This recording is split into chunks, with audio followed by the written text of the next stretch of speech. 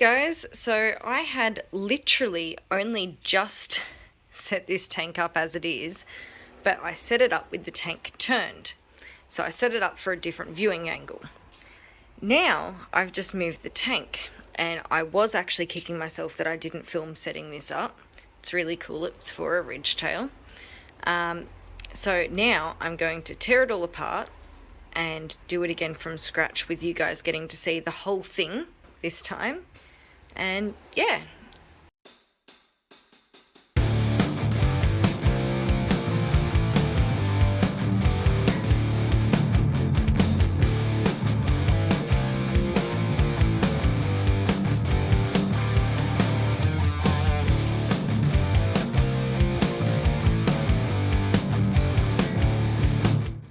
This is the little guy that I'm doing it all for.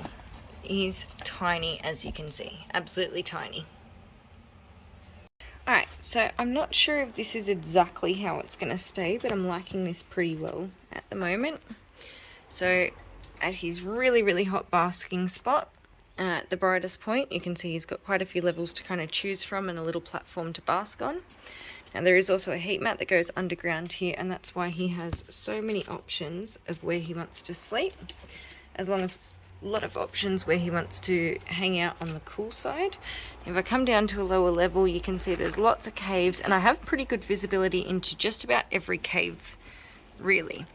So whether I have visibility from the front, or I have visibility from the sides, I can see in just about everywhere.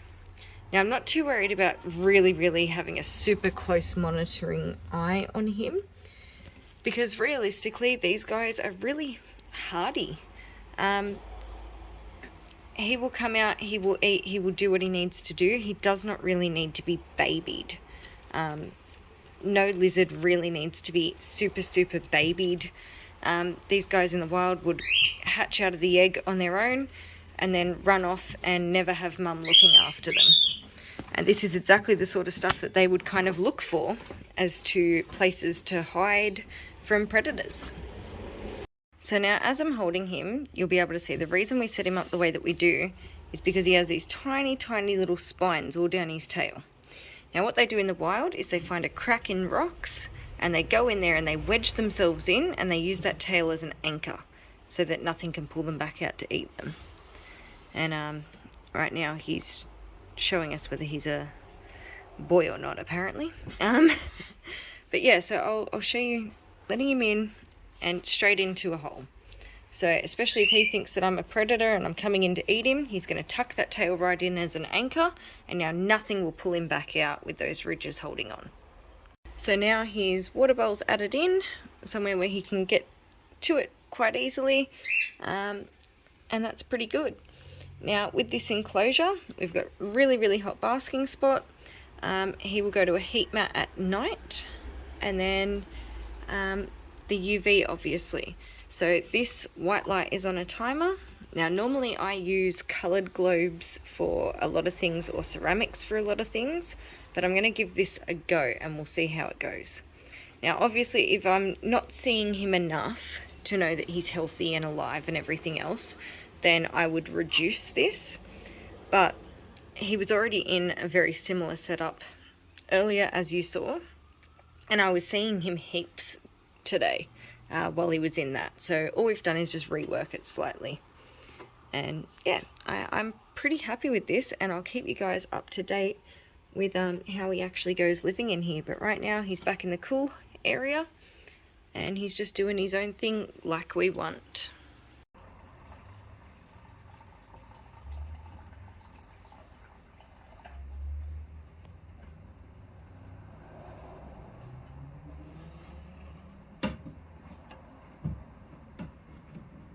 My favourite thing about ridge tail monitors as well, aside from how cool they are, and he is just down there, aside from how cool they are, and this is something that works with a lot of other lizards as well, is that you can target train them, which means you can present any sort of object, reward them touching that object with food, and then they will go out of their way to touch that object when they want food.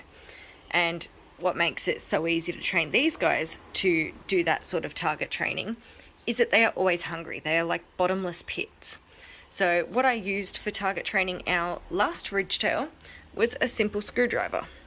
Black and wet yellow one, much like this.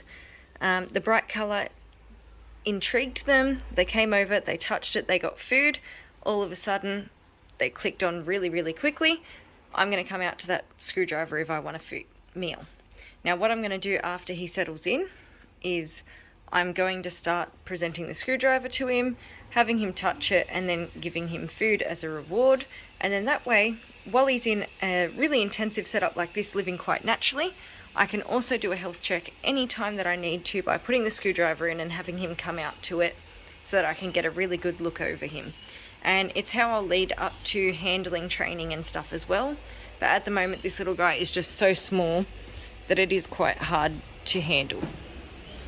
He'd be way too easy to drop and lose at the moment, so we'll stick to him just living his best life in here, let him settle into his new setup, and then start target training. And I'll take you guys along for that journey as well, showing you just how quick and easy you can do it. While I'm standing here just for another update, I think these guys are about to lock up again, or they just have locked up, so that's pretty cool too. And there's still no girlfriend for Marv at this point, so if anyone in Sydney does have a female blackhead they'd like to pair to my male gold chin, feel free to reach out. I'm very interested. Right, something else that Joker has actually been setting up right next to the ridgetail while I've been doing him is the water dragons. So you can see there's one of the gorgeous baby water dragons right next to the UV, and yes, I am moving this UV. It was there for a previous setup in a previous animal that was in this enclosure. But we've got the water dragon there, and there's actually another one just down here on the floor. So these guys are being set up really natural. We got a big water bowl for them, lots of places to hide, lots of sticks to climb on, and they are loving it so far the last couple of minutes. And I'll show you guys how these guys grow and get on in their new setup as time progresses.